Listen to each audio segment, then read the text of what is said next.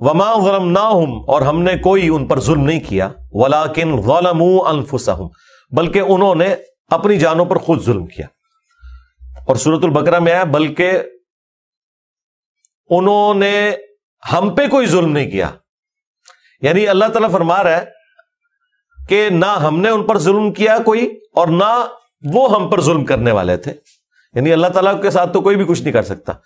اور بعض جگہ قرآن میں آیا کہ نہ ہم نے ان پر ظلم کیا بلکہ انہوں نے خود اپنی جانوں پر ظلم کیا. یعنی وقت کے پیغمبر کا انکار کر کے، نافرمانی کر کے ہمارے عذاب کے مستحق ہوئے، تو گویا انہوں نے اپنے اوپر ظلم خود کیا، انہوں نے دعوت دی ہمارے عذاب کو.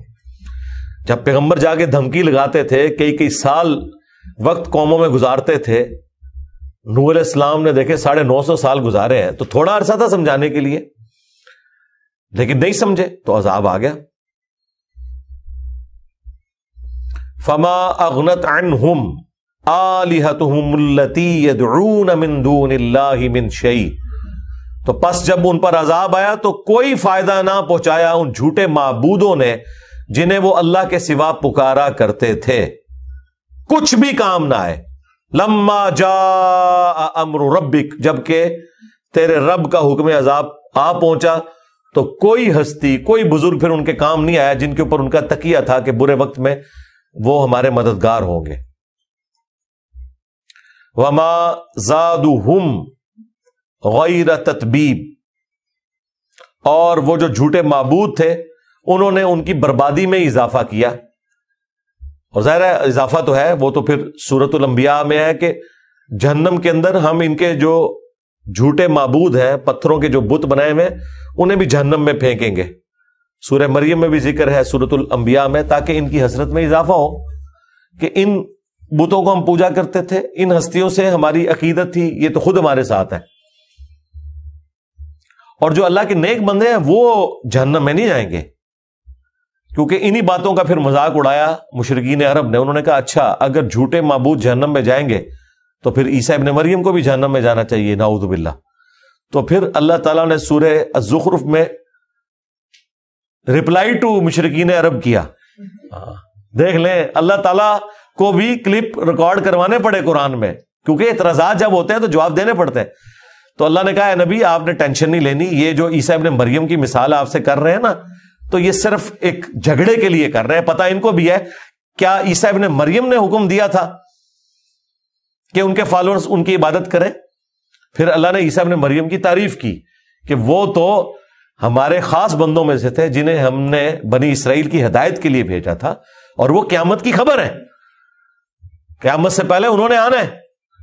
تو یہ جو آپ کو یہ کہتے ہیں نا، تو یہ صرف آپ سے جھگڑا کرنے کے لیے کہتے ہیں.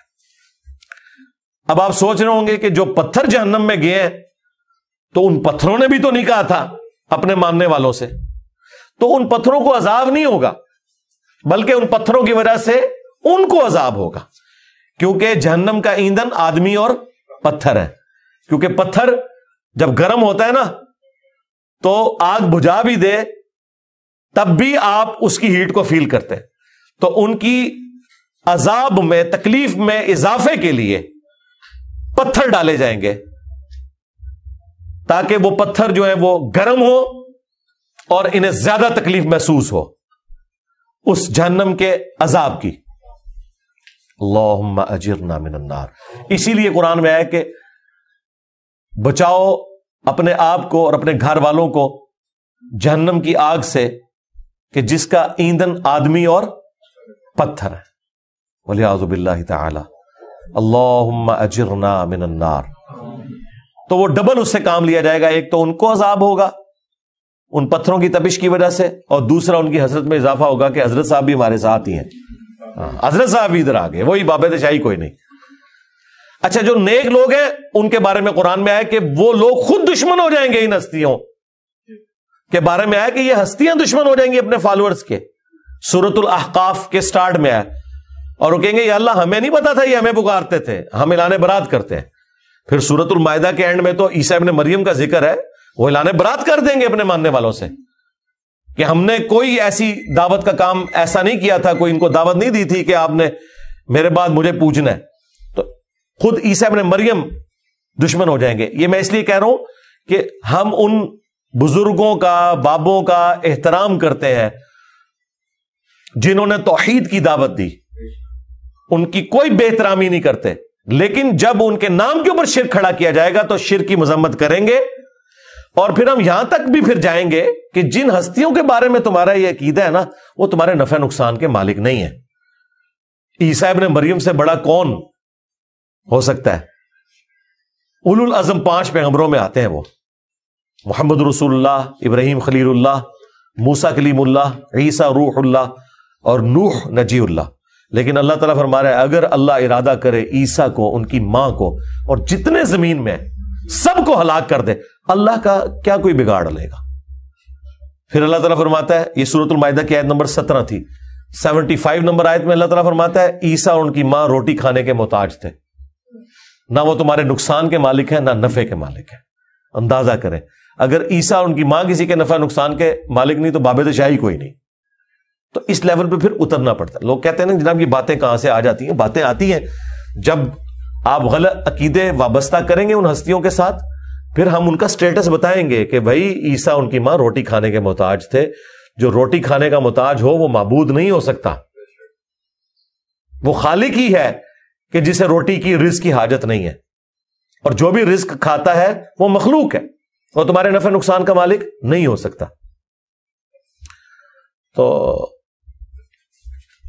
اللہ تعالیٰ فرما رہا ہے کہ ان بزرگوں نے ان کی تباہی میں اضافہ ہی کیا، ایک تو عذاب کی شکل میں، دوسرا اگر اوریجنل بزرگ تھے تو اعلان برات کر دیں گے، اور سب سے بڑا عذاب یہ کہ جن ہستیوں پہ تکیہ انہوں نے کیا ہوا تھا نہ صرف دشمن ہو گئی، بلکہ اللہ تعالیٰ سے انہوں نے یہ عرض کی کہ اے اللہ اب یہ تیرے بندے ہیں، تو جانے تیرا کام جانے. اور اگر وہ ہستیاں خود ٹھیک نہیں تھیں تو وہ خود بزرگان دین ساتھ ہی ہوں گے انشاءاللہ تعالی جہنم میں. جو سورۃ الاعراف میں آیا کہ جب بھی کوئی قوم جہنم میں داخل کی جائے گی تو اپنے بزرگوں پہ لعنت بھیجے گی اور کہے گی اے اللہ ہمارے بزرگوں کو دگنا عذاب دے جن کی وجہ سے ہم جہنم میں پہنچ گئے.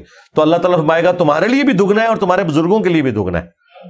تمہارے لیے اس لیے دگنا ہے کہ تم بھی آنے والوں کے بزرگ، منی بزرگ تو تم بھی بنے ہوئے تھے نا. ہاں اسی لیے آپ دیکھتے ہیں کہ یہ اپنے بزرگوں کا نام بڑے احترام سے لیتے ہیں، اتنی لمبی دمیں لگاتے ہیں، ٹھیک ہے، تاکہ ہمارے بعد ہمارے ماننے والے بھی وہ دمیں لگائیں. آپ یہ باپا جانی کے ماننے والوں کو دیکھیں، وہ جب ان کا نام لیتے ہیں تو کتنے القابات لگاتے ہیں، پھر جس کتاب سے وہ ریفرنس دے رہے ہوتے ہیں وہ ان کی لکھی ہوئی ہے، اس کتاب کے ساتھ بھی کئی القابات ہوتے ہیں، اور اینڈ پہ بولتے ہیں فرمان مصطفیٰ نقل کرتے ہیں. نبی علیہ السلام کے ساتھ فرمان مصطفیٰ، بعض اوقات القابات بھی لگا دیتے ہیں، لیکن بعض اوقات وہاں 1-1, 1.5-1.5, 2-2 گز کی دمیں ہوتی ہیں اگر آپ لکھنا شروع کریں، اور اینڈ پہ جا کے نبی صلی اللہ علیہ وآلہ وسلم کا ذکر ایک چھوٹے سے انداز میں ہو جاتا ہے. تو یہ ان کے اپنے بزرگوں کے ساتھ عقیدے وابستہ ہوتے ہیں.